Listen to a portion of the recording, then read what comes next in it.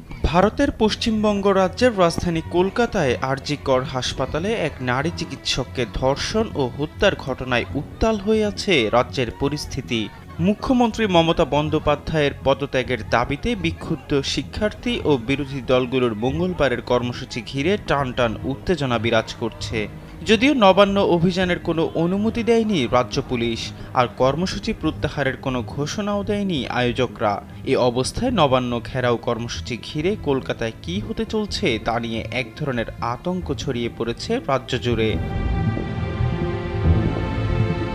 রাজ্যের শাসক দল তৃণমূল অভিযোগ করেছে, নবান্ন অভিযানের কর্মসূচিতে গুলি চালানো এমনকি খুনেরও ষড়যন্ত্র করেছে বিজেপি। দেশের যে কোনো প্রান্ত থেকে অনলাইনে নিজেকে দক্ষ করুন ক্রিয়েটিভ আইটি ইনস্টিটিউটের সাথে। সোমবার এক সংবাদ সম্মেলনে এই অভিযোগ করেন রাজ্যের মন্ত্রী চন্দ্রিমা ভট্টাচার্য এবং তৃণমূল নেতা কুণাল ঘোষ।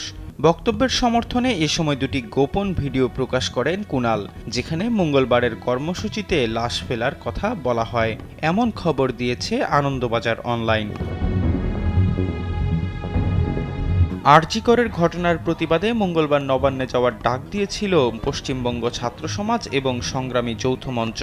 এক সংবাদ সম্মেলনে সোমবার সন্ধ্যায় রাজ্য পুলিশের এডিজি সুপ্রীতিম সরকার জানান, মঙ্গলবারের কর্মসূচির জন্য প্রথমে পুলিশের কাছ থেকে কোনো অনুমতি চাওয়া না হলেও সোমবার দুপুরে দুটি ইমেইল আসে, কিন্তু তাতে বেশ কয়েকটি সমস্যা থাকায় পুলিশ দুই সংগঠনকেই নবান্ন অভিযানের অনুমতি দেয়নি।